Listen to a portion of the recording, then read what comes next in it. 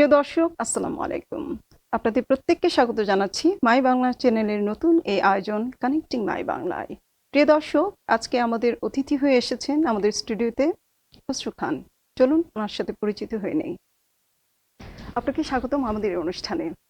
আসসালামু আলাইকুম। ওয়ালাইকুম সালাম। আমি এসে অত্যন্ত ধন্যবাদ এবং আপনার মাই বাংলার অডিয়েন্স এবং মাই বাংলার কর্তৃপক্ষ সবাইকে সালাম দিচ্ছি। Thank you. আচ্ছা ভাইয়া, আপনি এসেছেন আমাদের এই অনুষ্ঠানে, আমরা খুব আনন্দিত। তবে আপনার সম্পর্কে কিছু একটা জানতে চাচ্ছি, সেটা হচ্ছে আপনার জন্ম এবং ব্রট আপ কোথায় হয়েছে, কিভাবে এখানে আসলেন, সে সম্পর্কে কিছু জানতে চাচ্ছি। আমাদের দর্শকদের উদ্দেশ্যে কিছু বলুন। থ্যাংক ইউ আপনাদেরকে আমাকে ইনভাইট করার জন্য। আমি মূলত আমার জন্ম হয়েছে বাংলাদেশে, বাংলাদেশ সাতক থানা এবং সিলেট সুনামগঞ্জ ডিস্ট্রিক্ট। তো আমি আমার প্রাইমারি এডুকেশনটা কিন্তু আমাদের গ্রামে, এই যে খাগহাটা গ্রাম, এই গ্রামেই আমার প্রাইমারি এডুকেশন হয়েছে। গ্রামের ধুলিবালি সবগুলা দিয়ে বড় হয়েছি। যখন 10 হয়ে গেছে, 10 ইয়ার্স 10, আমার আব্বা তো এই ইউকেতে 1960 থেকে এসেছেন। উনি আবার যখন ইয়াং ছিলেন তখন এই দেশে যখন শর্টেজ অফ লেবার ফোর্স ছিল, তখন আমার আব্বা এবং আমার আব্বাদের সঙ্গে অনেক সিলেটের লোক এই দেশে এসেছিল। এই দেশকে সেকেন্ড ওয়ার্ল্ড ওয়ারের পরে যে গড়ার জন্য, এই দেশকে নির্মাণ করার জন্য ওরা এসেছিলেন। তো আমার আব্বা এই 1980s আমাদেরকে, আমার আম্মা, আমি, আমার এক ভাই এক বোন, আমাদেরকে ওই ইনভাইট করলো এই দেশে আসার জন্য। তো আমরা এন্ট্রি নিয়ে 1982-তে এসেছি। আমার মনে আছে 82-তে, তখন হয়তো সম্ভবত জুন হবে, জুন 1982। ও আচ্ছা আচ্ছা, তাহলে তো অনেক আগে জি আপনারা জি, এদেশে এসে আমি primary education about one year আমি প্রাইমারি এডুকেশন হয়েছে, অ্যান্ড দেন সেকেন্ডারি কলেজ ইউনিভার্সিটিতে পড়াশোনা করেছি। তো গুড থিং ইজ, আমি যখন ইউনিভার্সিটি পড়ি 1990-তে, যখন ইউনিভার্সিটি দিলাম, তখন কিন্তু আমাদের সিলেটের অনেক ছেলেরা মেয়েরা এডুকেশনাল তখন যাওয়ার এই কি ছিল না, অনেকেই বিজনেসে চলে যেত, কাজে চলে। বাট আমার আব্বা আম্মা অলওয়েজ চেয়েছেন যে আমি এডুকেশনে যাব। তো এডুকেশন করেছি, অ্যাট দ্য সেম টাইম কিছু পার্ট টাইম জবও করেছি। তখন কিন্তু আমি যখন ইউনিভার্সিটি গেলাম, সলফের ইউনিভার্সিটিতে, তখন আমাদের ইউনিভার্সিটি কিন্তু বাংলাদেশ থেকে কিছু এই যে লোক আসছিল মাস্টার্স করতে। তো আমি কিন্তু ফরচুনেটলি ওদের সঙ্গে আমি তখন ওদের সঙ্গে ম্যাচে চলে গেছিলাম। About 2-3 years I stayed different batch of student, engineering student from Bangladesh, used to be sponsored by the British Council then. So ওইখানে আমার কিন্তু কথা বলা, বাংলা কথা বলাটা কিন্তু ওই সময় কিছু প্র্যাকটিস করে শিখে হয়েছে। তো আমি কিন্তু আপনাদের দোয়াতে ইংরেজি, বাংলা, উর্দু, সিলেটি, অনেকে ভাষা বলে না সিলেটি, এটা হলো আমাদের মায়ের ভাষা। সিলেটি নাগরিক কিন্তু quite an old and ancient language, যেটা আমরা অনেক সময় বলি না এটা আঞ্চলিক, না, এটা কিন্তু একটা প্রপার ভাষা। সিলেটি কথা। ও আচ্ছা আচ্ছা আচ্ছা, আমারও এটা জানা ছিল না। আচ্ছা আচ্ছা, দিস ইজ আ প্রপার ভাষা। কারণ আমি ভাবতাম এটা একটা ডায়ালেক্ট। না না না, ইটস নট। এই সিলেটি ইজ আ নাগরিক, ওইটা বলে নাগরিক। I am not an expert on this, but I know people like মুক্তিযোদ্ধা হামিদ শাহ, উনি এইটার উপরে অনেক লেখালেখি করছেন, অনেক রিসার্চ করছেন, সিলেটের ল্যাঙ্গুয়েজের উপরে কেউ পিএইচডিও করছে। তো এইটা হলো যে সিলেটি নাগরিকটা was part of the Assam. কারণ আসামে এখন অ্যাডমিনিস্ট্রেশন ওই সিলেটি ভাষাতেই ওরা চলে, মাত্র কথা বলে। তো ওইটা কিন্তু বিকজ এই স্কুলে সবগুলোতে বাংলা আসছে, তখন ওইটাকে লোক বলে আঞ্চলিক একটা dialect, but it is a ভাষা। ভাষা, একটা language with its own alphabets. হ্যাঁ, it's got its own alphabet. আমাদের দাদা পরদাদা এরা কিন্তু নাগরিতে পুঁথি বলতো, পুঁথি বলতো, ওইটাই দাসী। আচ্ছা, আপনার একটা জিনিস জানতে চাইবো, সেটা হচ্ছে যে আপনি যখন এদেশে এসেছেন তখনকার সময়ের যে ইউকের যে সিস্টেমটা ছিল, তখনকার মানুষ সরাসরি স্ট্রেইট এডুকেশনে যেত না, ওরা কাজে চলে যেত। আপনার কোন জিনিসটা ইন্সপায়ার করেছে আপনাকে এডুকেশনের দিকে যাওয়ার জন্য? আসলে ইন্সপায়ারটা করেছে, সত্যি কথা বলতে, আমার আব্বা, তো আমার আব্বা বাংলাদেশে মানে প্রাইমারি এডুকেশন করছে, আমার আম্মাও প্রাইমারি এডুকেশন করছে। হয়তো এরপরে আমার আব্বা ইউকেতে ইয়াং এজে চলে আসছিল।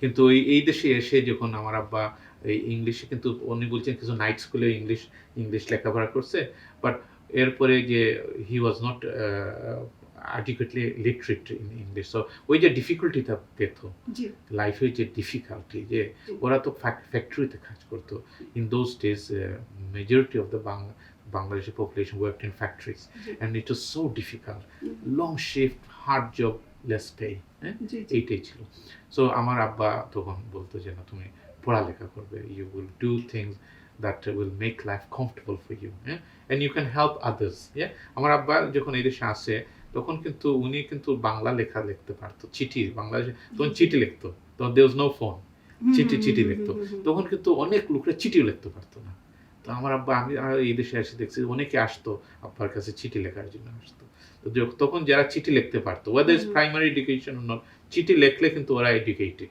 তো ওই ইন্সপায়ার্ড আমার আম্মা আমার আব্বার ইন্সপিরেশনে আমি কিন্তু কি করছি লেখাপড়া দিকে পুশ করছি আচ্ছা আপনি ইঞ্জিনিয়ারিং এ পড়তেন জি জি so what sort of thing make you encouraged to switch on to the social work? Social work.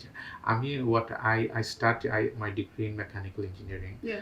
I went to University of Salford. Yeah. So the Salford is one of the leading engineering universities. Salford. Yeah. I think it was top 6 in 1990s. Yeah. So I did my engineering degree, but for some reason. Yeah. I'm more of a social person. Yeah. I'm engineering. I was doing my engineering degree course, but in the library, I was reading more about history, anthology, philosophy. ওইগুলো আমি পড়তাম. I used to spend hours and hours reading about different empire rise and fall. Yeah, so my interest grew toward social science, even though I was doing engineering. So it's like I was trying to fit into a size 3 shoe. Yeah, তখন আমি when I had the opportunity, I went to do post-graduation in education from University of Warwick. So I did post-graduation in education maths from University of Warwick, and that involved more of working with children and so on. That's what I quite enjoyed and I liked. এরপরে আমি যখন স্কুলে কি করছি পড়াইছি তখন এই যে স্কুলের যে এনভায়রনমেন্টটা যে in those days there's a lot of কিছু রেসিজমও ছিল কিছু এগুলা ছিল ওইটা দিয়ে আমার তখন দেখি যে আমার ইন্টারেস্টটা হলো supporting helping the vulnerable adults and education as well so then I switched to 1998 I moved to do social work trainee social work তখন রচনা কাউন্সিলে trainee social worker করলাম করে কিন্তু এডুকেশন যেটা আমি শিখছিলাম যেটা শিখাইছিলাম যে কিভাবে বাচ্চাদেরকে পড়াইতে হয় কিভাবে ওদেরকে মোটিভেট করতে হয় কিভাবে প্যারেন্টসের জন্য ওইটা কিন্তু আমি পার্ট টাইম আমাদের ইভিনিং এ উইকেন্ড ইভিনিং এ আমি টিউটোরিয়াল করেছি I kept that and over the last 15 years আমি এক্সেল টিউশন সেন্টার এটা আমি রান করছি আমার পার্টনার এখানে ইভিনিং এন্ড উইকেন্ড উইকেন্ড আমার অফিস পরে ওইটা আমি and ওইটাতে maybe almost 5,000 if not more over the years we supported so many children and we're seeing children being educated from the young age and seeing the inspiration and being part of their development and seeing how children grow in terms of their skills based their emotion their views their visions and that's where I enjoy life that is quite enjoyable and I can make a difference myself together with others that I've worked and I will make a lot of difference in terms of the development of our community development of our young generations. So that means you did post-graduation in social work. Instead, you did also engineering, mechanical engineering. Yeah, I did Bachelor of Engineering. Engineering. To social work, and then you started in education as well. I so far I know you did also masters in. I did post-graduation certificate. It's half the masters in education. In education. Yeah. So in education sector, you were running an exaltation center. In social work, you are now in the manager of. Social work. I'm one of the social work manager. I work for a local authority. Local authority. Yeah, and I manage social workers. We are called senior practitioners. They are social work managers. I manage the social workers because you like. Yeah, because this is what I like. Yeah, I manage social workers and I train.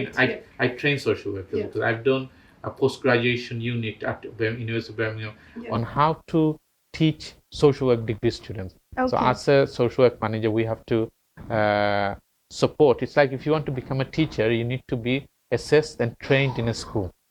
If you want to become a social worker, you need to be assessed, trained in a local authority, city councils. So that's where the practice teacher is to assess, train, and approve whether this person have met the qualities to become a qualified social worker. Because it's a registered organization, Social Work England, and it's got its own criteria that needs to be met to become a social worker. So I'm also a practice teacher for social worker. I'm also a social work manager, and we're senior practitioners that manage the social work activities of the department. Okay, so tell me a bit about Bangla Kagoj. Bangla Kagoj is an organization of writers, of people who enjoys media activity, social activity, and myself, Abul Ajad, is also a social work manager, senior practitioner. Riyad Ahad, Abul Ajad, Abdul Qadir Abul, who's a businessman, Sayyid Kabir, and also others from Manchester, Ruhul Bhai. So we came together in 2006, even though the paper started in 2004. But in 2006 we incorporated as a non-profit making company, Bangla Kagoj, and it's a way of expressing our views and other views, and it's a forum where we are intellectually discussing various different community issue, education issue, and poetry, Bangla. So and also arranging various seminars, going abroad, awarding people in Italy, giving awards to Bangladesh in France, Italy, Spain. Yeah. So it's encouraging and linking the world of Bengali. Yeah.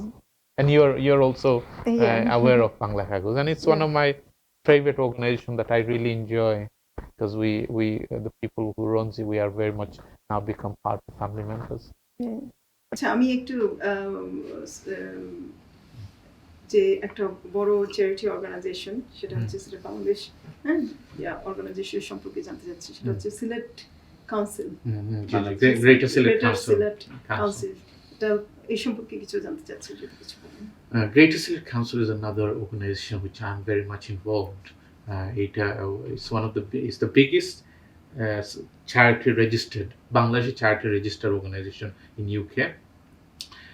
It's been established for over 25 years, 26, 27 years now. Last year we had the 25th anniversary.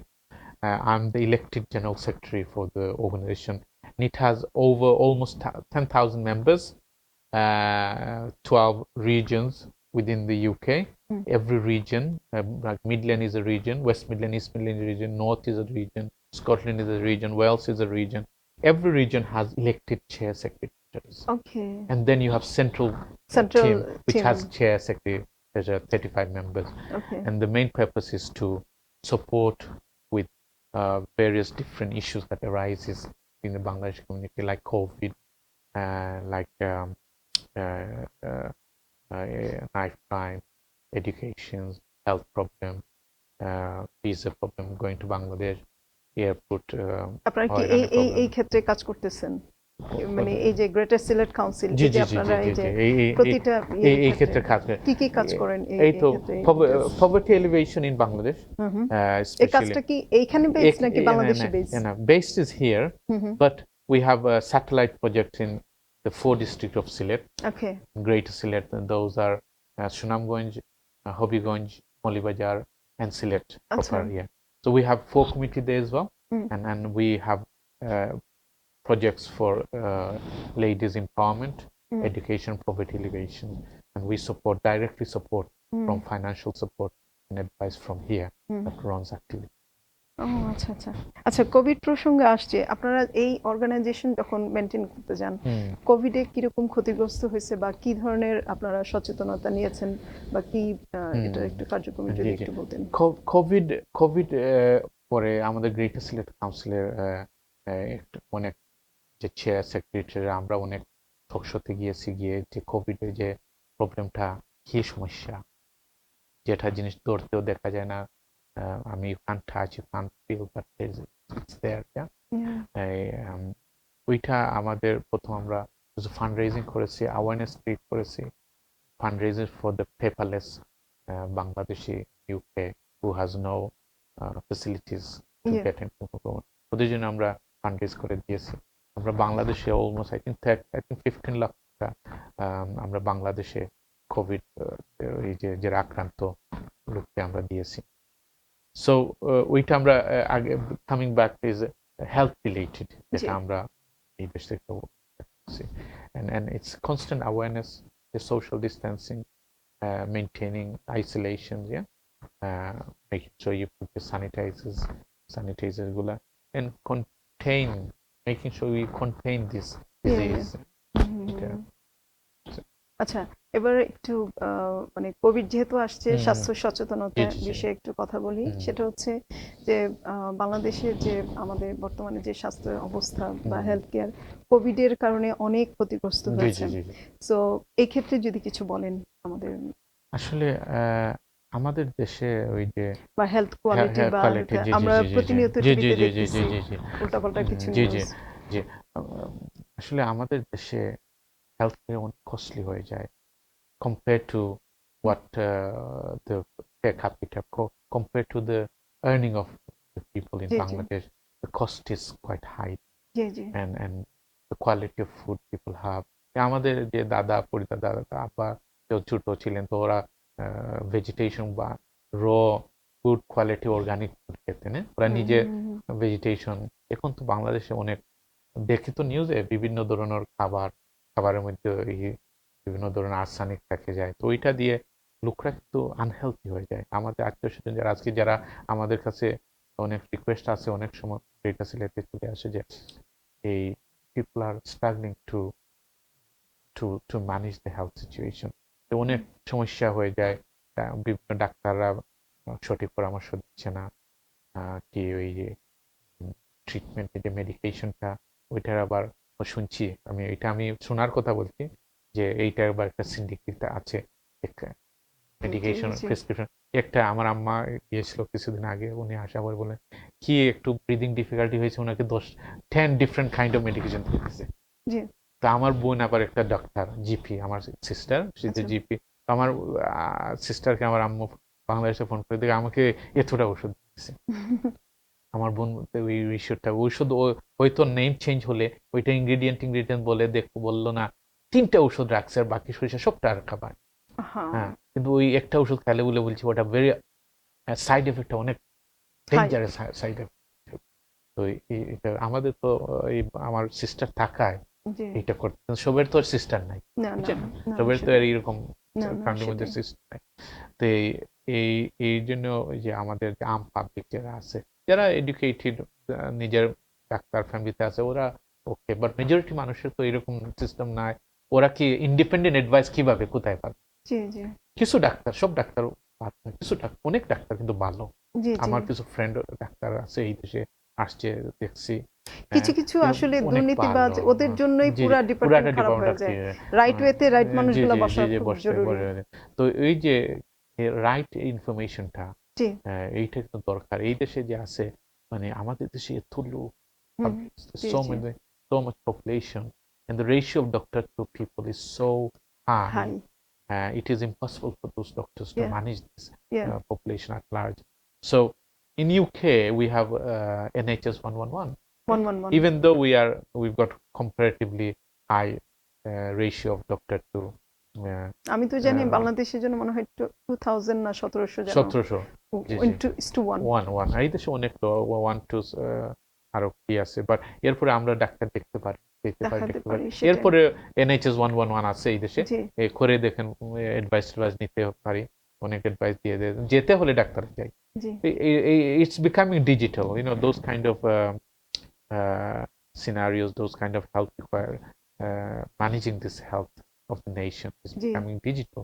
And আমি মনে করি Bangladesh maybe something digital, those health is needed at this moment. If any company does that, that would be really good.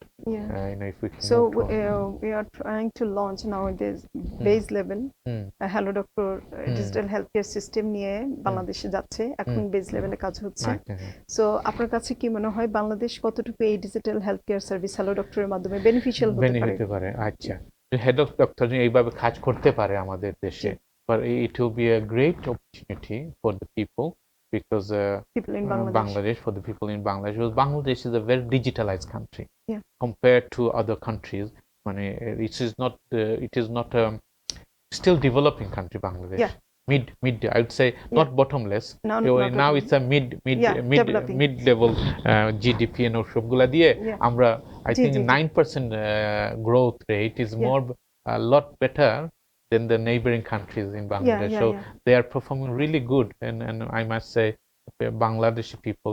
I've been recently looking at a lot of how it was in the before the British took over. Bangladesh was, it has the highest GDP in for the Indian subcontinent, and then India subcontinent was the highest in one of the highest in the world.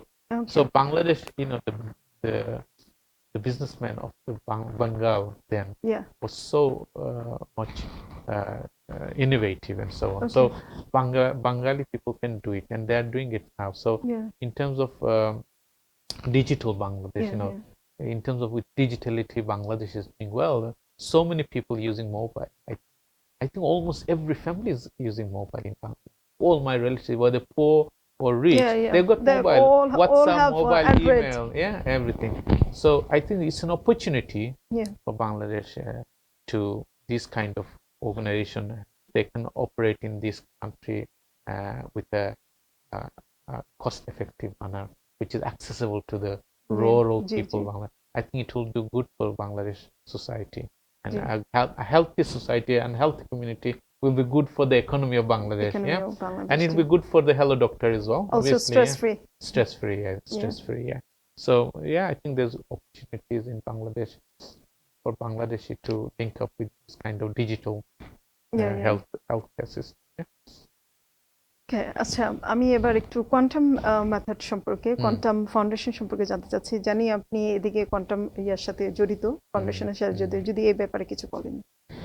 Quantum Foundation is it's an organization that I was introduced to by আমার একজন friend 1998 যখন আমি রচনা কাউন্সিলে ছিলাম। There I met some really wonderful people in the Manchester area about 22 years ago. 22 years ago. And one of them was Moa Mustaq. He was introduced to the quantum work by one of his cousin, Shitab Ali Shah from Sylhet. He's a director of Quantum Foundation for the Sylhet Vibag. And so him, Moa Mustaq, they invited me to do training, graduate training in 2001, I think, 2001. So I did my 3-day course with Shohid Al-Bukhari and Mataji. It was 4 days. I think in UK it was 3 days. 3 days. They combined the 4 days into 3 days. Yeah. So I did. I was in Rothschild, so I was living in Rothschild. আপনি এখানে করছেন? I did in Rothschild. আমি বাংলাদেশে they came, Shohid Al-Bukhari Shab and Mataji ওরা actually আসছিল 2000 সম্ভবত 2000 কি 2001 বলে। I think it's 2001. তো ওদের সঙ্গে করলাম, and 3 days from 9 till 8. That 9 till 8, almost 12 hours, 11 hours, non-stop. No pen, no paper, no nothing. এত শুনতে এত ইন্টারেস্টিং লাগছে, বুঝতে পারছি, শুনতে পারছি, এই তো ইম্পর্টেন্ট কি ছিল। এটা মাইন্ডকে এমন ভাবে, আপনার mind, you are in control of your brain, you are in control of your mind. ওইটা আপনাকে শিক্ষা দেয় যে আপনার মাইন্ড আপনাকে নিয়ন্ত্রণ করে না, আপনি ওকে নিয়ন্ত্রণ করেন। So quantum allows you to have control of your own self. And এটা করাতে I think I have greatly benefited a lot in terms of my self, in terms of going into volunteer work, doing the busy schedule that I do. When these are 3-4 organizations, but I also run other organizations myself. And my friends and colleagues tell me, Khosru, how do you do it? You have a full-time job and you run your Excel center and then those volunteer work. And that's been helped by quantum meditation, because quantum allows me to plan my day. It allows me to, because rather than sitting there spending half an hour planning, I do it easier. I half an hour, like if I'm going to do some work, I need to say you plan for 2 hours, 3 hours, 1 hour, but my planning, I do it in my head, in the quantum it's in a quantum world. Your planning can be done. What takes 1 hour, it takes 20 minutes to do. So 20 that's where minutes, I find my time. Yeah, that's the secret. it's Yeah, true, yeah. it's So true.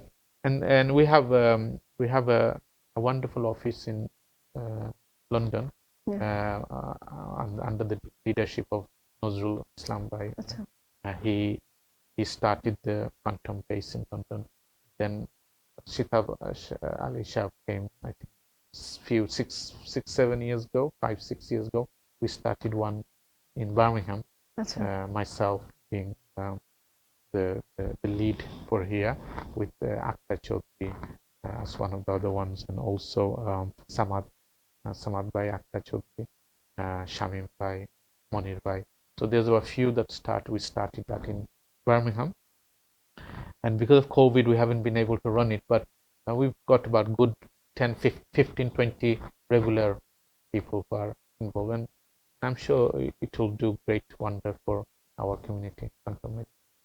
আচ্ছা, কোন জিনিসটা বাচ্চাদের, আপনি যেহেতু teaching লাইনে এসো, কোন জিনিসটা বাচ্চাদের ক্যারিয়ারের জন্য এবং কিভাবে চললে তাদের জন্য উপকৃত হবে, তাদের ক্যারিয়ার এবং তাদের পড়াশোনা কি করা উচিত, আপনার অ্যাডভাইস যদি থাকে তাদের জন্য? বাচ্চাদের হলো they important for them to have a goal, high expectation. আচ্ছা, মানে এক্সপেকটেশনটা হাই করতে হবে, গোলটা হাই সেট করতে হবে। And এইটা তো বাচ্চারা করতে হবে, কিন্তু বাচ্চাদেরকে as a parents we are আচ্ছা, responsible to enshrine those visions. বাচ্চারা তো অনেক সময় আছে যে ফুটবল বেশি খেলতে পছন্দ করবে, গেম খেলতে পছন্দ করবে, ওইগুলা করতে পছন্দ করবে, পড়তে অত পছন্দ করবে না। But we children, some children are naturally gifted. 1 out of 1,000 will not need any support or any coaching or any. It's a miracle. It's a miracle.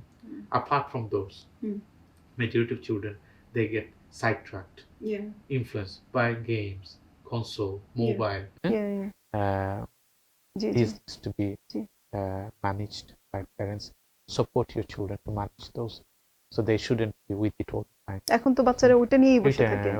বাচ্চাদেরকে বলতে হবে যে এইটা তোমরা সব নিবে, করবে 1 hour, 3 hour পরে 1 hour করবে। তাহলে প্যারেন্টসের এটা দায়িত্ব করতে হবে, ওদেরকে হেল্প করতে হবে যে তুমি পড়বায় 4 ঘন্টা পড়ো, 2 ঘন্টা পড়বায় হাফ অ্যান আওয়ার মোবাইল পাবায়।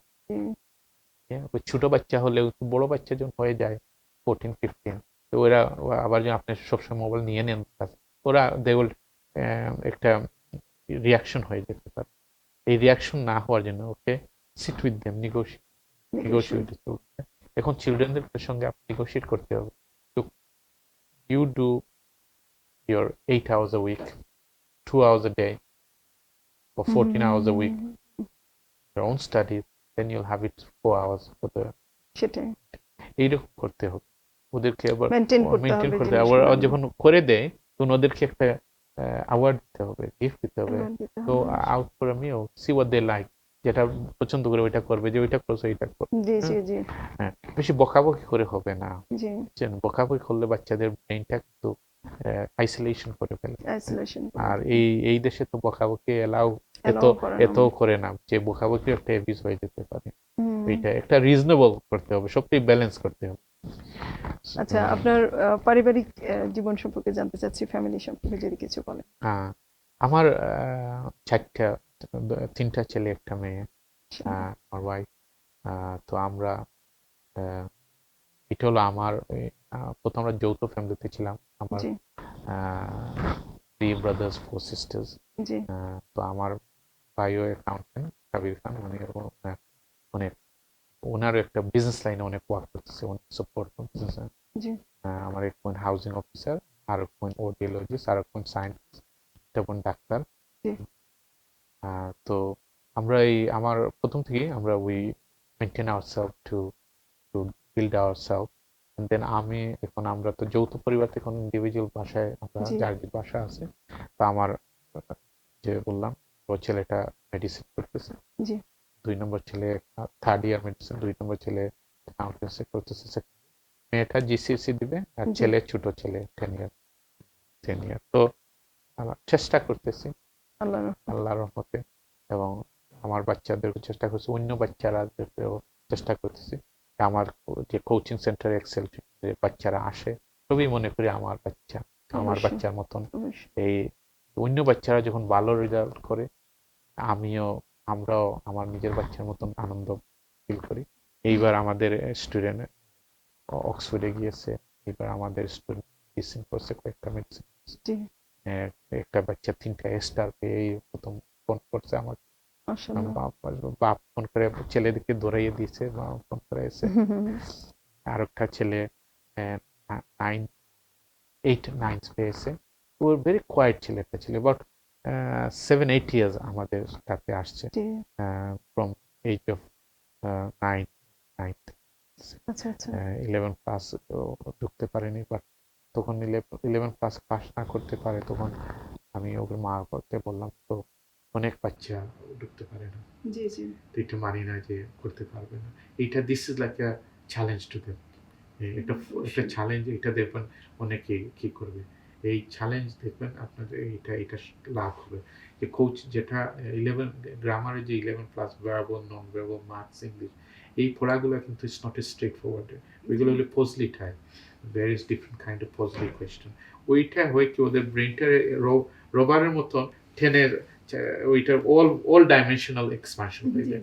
যে শুধু মাথস ইউজ করলে expansion in one direction, G G maths is one, English in other. But verbal, non verbal, maths যখন করবে, বাচ্চাদের 3 ডাইমেনশনাল এক্সপানশন হয়, মানে সব দিকে গ্রোথ হয়।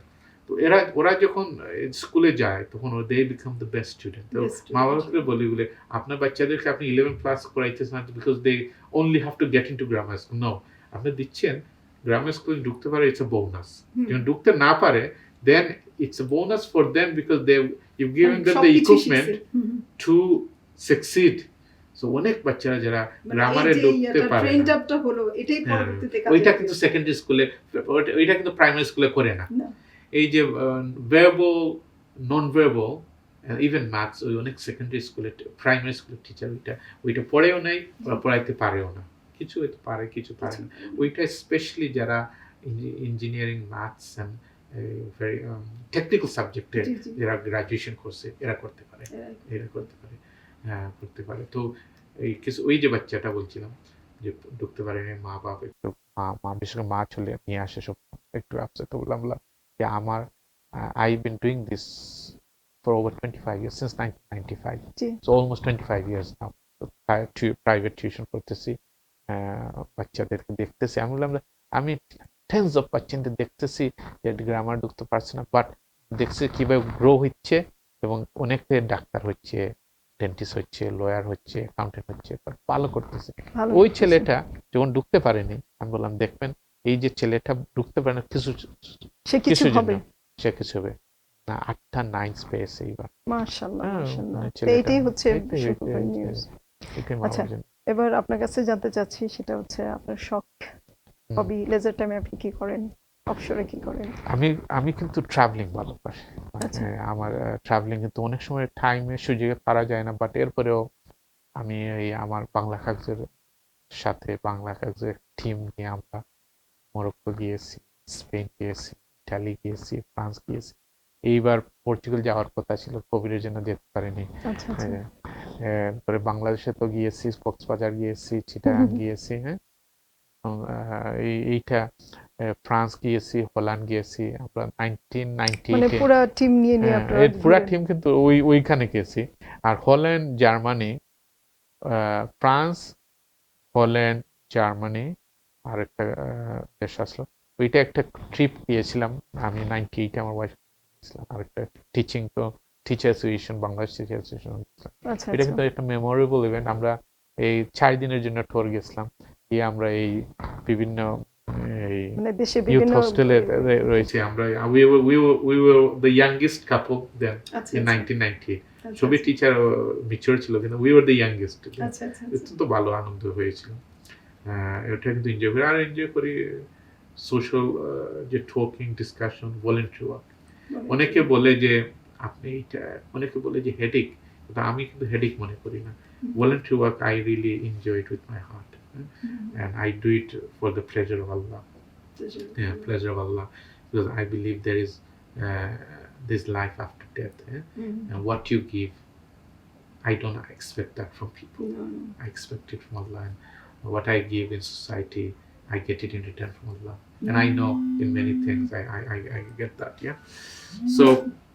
So in many essence, I enjoy doing voluntary work. Really much enjoy it, and I get really pleasing vibes from doing voluntary work. And it is what Allah has told us to do. You help. People need to return Yeah. to you. Yeah, and also you train yourself, you learn yourself, and you teach others, isn't it? And what you have, you share. Yeah. Yeah. ইনশাআল্লাহ। আচ্ছা, এবার অনুষ্ঠানের লাস্টে আপনি যদি আমার মাই বাংলা দর্শকদের উদ্দেশ্যে হুম। কিছু বলেন। আমি আসলে মাই বাংলা, এই যে শব্দটাই বলে দেয় মাই বাংলা, আমাদের বাংলা, সহজ ভাষায়। আমি আপনার দর্শকদের বলবো যে আপনারা মাই বাংলার সাথে থাকুন। মাই বাংলা আপনাদের জন্য অনেক অনেক সুন্দর প্রোগ্রাম নিয়ে আসবে, এবং মাই বাংলা থেকে আমরা অনেক কিছু পাবো, এবং আপনারা মাই বাংলাকে সহযোগিতা করেন। আমিও আপনার মাই বাংলার সাথে আছি। ধন্যবাদ। Thank you. আসসালামু আলাইকুম। অনেক ধন্যবাদ আমাদের অনুষ্ঠানে আসার জন্য। আপনাদের অনেক নতুন নতুন তথ্য জানলাম আপনার জীবন সম্পর্কে এবং অনেক কাজের সাথে জড়িত। এই জন্য অসংখ্য ধন্যবাদ। আপনি কষ্ট করে আমাদের স্টুডিও এসেছেন। হ্যাঁ, ধন্যবাদ আপনাকে। আপনাকে ধন্যবাদ, আপনার মাই বাংলার টিমদেরকে ধন্যবাদ।